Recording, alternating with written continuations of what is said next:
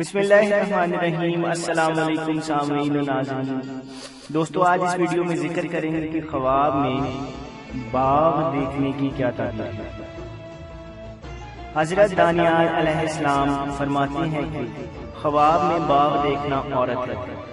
اگر دیکھے کہ باغ کو پانی دیتا ہے تو دلیل ہے کہ اپنی عورت سے جمع کرے گا، اور اگر دیکھے کہ باغ کو پانی دیتا ہے اور تر نہیں ہوا ہے تو دلیل ہے کہ اس کی عورت طالب جمع ہے۔ اگر کوئی شخص خواب میں دیکھے کہ باغ میں گل و ریحان ہوتا ہے تو دلیل ہے کہ فرزند صالح پیدا ہوگا، اور اگر دیکھے آڑوؤں کے باغ میں پھر رہا ہے تو دلیل ہے کہ اس کے لڑکا پیدا ہوگا جو جلدی علم و ادب سیکھے گا، اور اگر دیکھے کہ باغ میں ریحان کا دستہ ہے اور اٹھا کر اس کو سونگا ہے تو دلیل ہے کہ اس کا لڑکا دلیر، دانا اور عقل مند ہوگا۔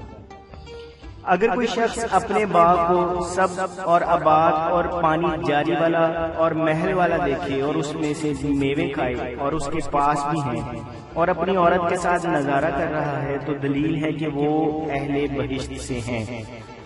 اور اگر کوئی شخص دیکھے کہ باغ سر سبز و آباد میں ہے اور درختوں کے میوے کھاتا ہے تو دلیل ہے کہ مالدار عورت ملے گی اور اس سے مال و نعمت پائے گا۔ اگر دیکھے کہ موسم خزاں میں نامعلوم باغ میں گیا ہے اور درختوں کی پت جڑی ہو رہی ہے تو دلیل ہے کہ اس کو غم و اندوہ ہوگا، اور اگر دیکھے کہ باغ میں محل اور سبزہ اور پانی رواں ہے اور عورت صاحب جمال اس کو بلاتی ہے تو دلیل ہے کہ آخرت میں بہشت اور حور العین پائے گا، اور دلیل ہے کہ شہادت کا درجہ حاصل کرے گا۔ اگر دیکھے کہ اس کا باغ ہے یا اس کو کسی نے دیا ہے اور اس باغ کے میوے کھاتا ہے تو دلیل ہے کہ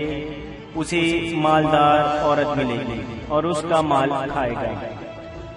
اور اگر دیکھیں کہ باغ میں ہے اور بلند درختوں کے میوے اس پر گرتے ہیں تو دلیل ہے کہ شریف آدمی سے لڑے گا اور اس پر غالب آئے گا۔ اور دیکھیں کہ باغ میں کسی درخت کی چوٹی پر سویا ہوا ہے تو دلیل ہے کہ اس کی نسل اور فرزند بہت ہوں۔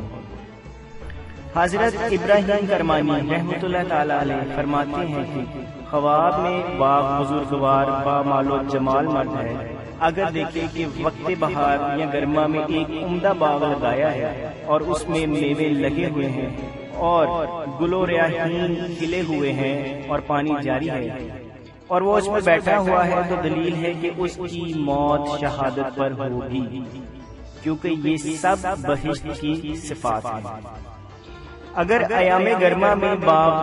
معلوم یا نامعلوم دیکھے اور اس کے میوے شیریں ہوں اور درختوں کے پتے گرے ہوئے ہوں تو دلیل ہے کہ وہ بادشاہ کا مصاحب ہوگا، اس حال میں کہ بادشاہ اپنے خدم و حشم سے